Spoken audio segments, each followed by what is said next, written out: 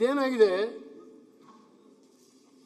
ಬಜೆಟ್ನಲ್ಲಿ ಘೋಷಣೆ ಮಾಡಿದ್ದು ಒಂದು, ನೀವು ಬಿಡುಗಡೆ ಮಾಡೋದು ಒಂದು. ಮಾನ್ಯ ಅಧ್ಯಕ್ಷರೇ, ಮೊನ್ನೆ ದಿನ ಅನೇಕ ಸಂಗತಿಗಳನ್ನು ನಮ್ಮ ಈಗಾಗಲೇ ನಮ್ಮ ವಿರೋಧ ಪಕ್ಷದ ನಾಯಕರು ಹೇಳಿದ್ರು,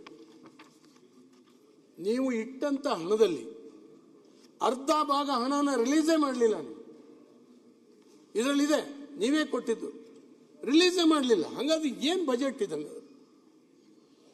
ನೀವು ಕೊಟ್ಟ ಹಣನ ಯಾಕೆ ರಿಲೀಸ್ ಮಾಡೋದಿಲ್ಲ? ಯಾರನ್ನು ಕೇಳಿದ್ರು ಕೂಡ,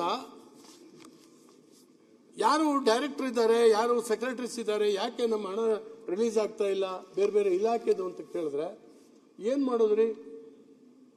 ಫೈನಾನ್ಸ್ ಡಿಪಾರ್ಟ್ಮೆಂಟ್ ಅವ್ರು ರಿಲೀಸ್ ಮಾಡೋದಿಲ್ಲ. ಅಂದ್ರೆ ನೀವು ಬಜೆಟ್ನಲ್ಲಿ ಹಣ ಕೊಟ್ಕೊಂಡು ದೊಣ್ಣೆ ಹಿಡ್ಕೊಂಡು ಫೈನಾನ್ಸ್ ಡಿಪಾರ್ಟ್ಮೆಂಟ್ನವ್ರಿಗೆ ಹೇಳೋದು, ನೀನು ಇದನ್ನ ರಿಲೀಸ್ ಮಾಡಬೇಡ ಅಂತ ದೊಣ್ಣೆ ಹಿಡ್ಕೊಂಡು ನಿಂತ್ಕೊಬಿಟ್ಟಿದ್ದೀವಿ. ಆ ಕಾರಣಕ್ಕಾಗಿ ಅವರು ರಿಲೀಸ್ ಮಾಡೋದೇ ಇಲ್ಲ. ನಾವು ಕೇಳೋದಲ್ಲ, ಈ ಇಷ್ಟೊಂದು ಹಣ ಇಟ್ಟಿದ್ದಾರೆ ಬಜೆಟ್ನಲ್ಲಿ, ನೀವು ರಿಲೀಸ್ ಮಾಡದೇ ಇರೋದಕ್ಕೆ ಏನು ಕಾರಣ ಅಂದರೆ ಮೌನ ವಹಿಸ್ತಾರೆ. ಯಾಕಂದರೆ ಮುಖ್ಯಮಂತ್ರಿಗಳ ವಿರುದ್ಧ ಮಾತನಾಡ್ಲಿಕ್ಕೆ ಆಗೋದಿಲ್ಲ ಅವರು. ಶರಣ್ ವಿಜಯಪ್ರಕಾಶ್ ನೋಡಿ, ಕೃಷಿ ಯಾಂತ್ರೀಕರಣ ಕಾರ್ಯಕ್ರಮಕ್ಕೆ ಶರಣ್ ಪ್ರಕಾಶ್ 50,000 ರೈತರಿಗೆ 428 ಕೋಟಿ ರೂಪಾಯಿ ಅನುದಾನವನ್ನು ಕಲ್ಪಿಸಿದ್ದೀರಿ. ನೀವು ಬಿಡುಗಡೆ ಮಾಡಿದ್ದು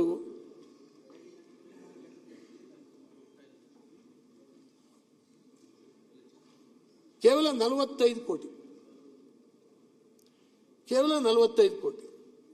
ಕೃಷಿ ಬೆಳೆಗಳಲ್ಲೂ ನೀರನ್ನು ಸಮರ್ಥವಾಗಿ ಬಳಕೆ ಮಾಡಿ ಮಳೆಯಾಶ್ರಿತ ಪ್ರದೇಶದಲ್ಲಿ ಉತ್ಪಾದನೆ ಹೆಚ್ಚಿಸುವ ನಿಟ್ಟಿನಲ್ಲಿ 1,81 ಲಕ್ಷ ರೈತರಿಗೆ ಹನಿ ನೀರಾವರಿಗೆ 440 ಕೋಟಿ ನೀವು ಅದನ್ನ ಇಟ್ಟಿದ್ದೀರಿ. ಅದನ್ನು ರಿಲೀಸ್ ಮಾಡಿರ್ತಕ್ಕಂಥದ್ದು ಎಷ್ಟು ಅಂದರೆ 382 ಕೋಟಿ. ಇದನ್ನು ಯಾಕೆ ರಿಲೀಸ್ ಮಾಡೋದಿಲ್ಲ? ನೀವು ಇಟ್ಟಿದ್ದು ಯಾಕೆ? ಇಷ್ಟೊಂದು ಭಾರಿ ದೊಡ್ಡ ಅಮೌಂಟನ್ನು ಇಟ್ಟಿದ್ದಾರಂತ. ತೊಗರಿಗೆ ತಾಂತ್ರಿಕತೆಗೆ 88 ಕೋಟಿ ನಿಗದಿ ಮಾಡಿದ್ದೀರಿ. ಬಿಡುಗಡೆ ಆಗಿರ್ತಕ್ಕಂಥದ್ದು 49.64 ಕೋಟಿ. ಹಾಗಾದರೆ ಈ ಬಜೆಟಿನ ಅರ್ಥ ಏನು ಅಧ್ಯಕ್ಷ? ಇನ್ನು ಅನೇಕ ಅಂಶಗಳಿಲ್ಲಿದ್ದಾವೆ. ಬೀಜ ಸಸ್ಯ ಸಂರಕ್ಷಣಾ ಔಷಧಿ, ಇದ್ರ ಬಗ್ಗೆ ಗುಣಮಟ್ಟ ಪರೀಕ್ಷೆ ಮಾಡಲಿಕ್ಕಾಗಿ ಪ್ರಯೋಗಾಲಯಗಳನ್ನು ಅತ್ಯಾಧುನಿಕ ತಂತ್ರಜ್ಞಾನಗಳೊಂದಿಗೆ ಬಲವರ್ಧನೆಗೊಳಿಸುವುದು.